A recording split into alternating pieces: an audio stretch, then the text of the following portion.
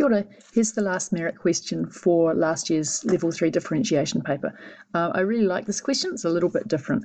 We're given the equation for a curve and it's y equals 4x plus k over 4x minus k. We don't know what k is, but we know that it's a constant and it's not going to make the bottom line of the fraction 0.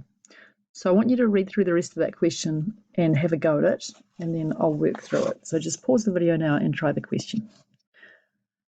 Okay, so what else do we get told? Well, the point P is on the curve and it's got an x coordinate of 3. And at that point, the gradient of the tangent is equal to this. So we're going to start by differentiating this and then equating that to negative 8 over 27. And hopefully that will work to find possible values of k. The other thing that I did that I ended up not needing to do is that I quickly found out the y value at P, and it's going to be 12 plus k over 12 minus k, but we actually don't end up using that because we don't have to find the equation of the tangent to the curve. All right, so to get the gradient, I'm just going to do the quotient rule. So we square the bottom line, write that out in the top line, also called the numerator, for any proper maths people listening, and then I times by the derivative of this, which is 4, and then I switch over, so it's minus the derivative of the denominator, which is 4 times 4x plus k. And you can see that there's a bit of cleaning up to do here. So we've got this in the denominator.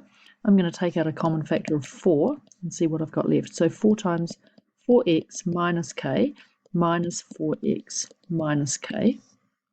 And I want to figure out when that's equal to negative 8 over 27 and solve for k. So here 4x minus 4x goes, and I've got minus k minus k. So the numerator is negative 8k over 4x minus k squared is negative 8 over 27. Dividing both sides through by negative 8 gives me k over 4x minus k squared is equal to 1 over 27. So 27k is equal to 4x minus k squared. But we know that at point P, we know that x is equal to 3, right? So I could actually have put that in here, and I really should have put that in earlier. So instead of having 4x in here, I'm going to just have 12. So now we've got 27k is equal to 12 minus k squared. So I'm actually going to go back and correct that because it's not always equal to negative 8 over 27. Right, so sorry, I'm not going to redo this video, guys. What I'm going to do here is just sub in now x equals 3, which is what I did before when I was going through the video. So we've got negative 8k in the numerator, and here, instead of having 4x, we've got 12 minus k squared. Right, so again, doing the thing with the negative 8s, we get k is equal, so k over 12 minus k squared is equal to 1 over 27. 27k is equal to 12 minus k squared. Remember, our job is to figure out what are the possible values of k. So all I have to do now is to expand this side. I'll get 144 minus 24k plus k squared. And I've got 27k here. Washing everything over to one side to get a nice quadratic, I've got 0 is equal to k squared minus 51k plus 144. And if you look at that for a second, I know that you're probably going to put that in your calculator in the exam. And you definitely should do that to check that you haven't mucked it up.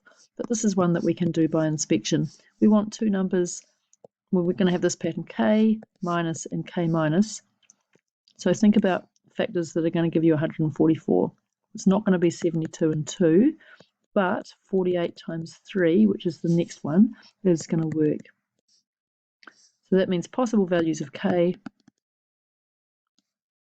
are 48 or 3. And that's it. That's that one done. I'm going to start going through the excellence questions next. You'll notice that in this question, question 3c was actually an excellence question, and it doesn't look like one. So I guess if you're watching this and you're thinking about playing games with which parts of questions to answer, just be really, really careful with that strategy. I get it that you might feel you can skip over some of the very, very basic achieved stuff if you're a really strong candidate, but it's always a risky strategy. Okay, and in this case, the excellent stuff just did not go in order. I will be back with question 3C in about 10 minutes.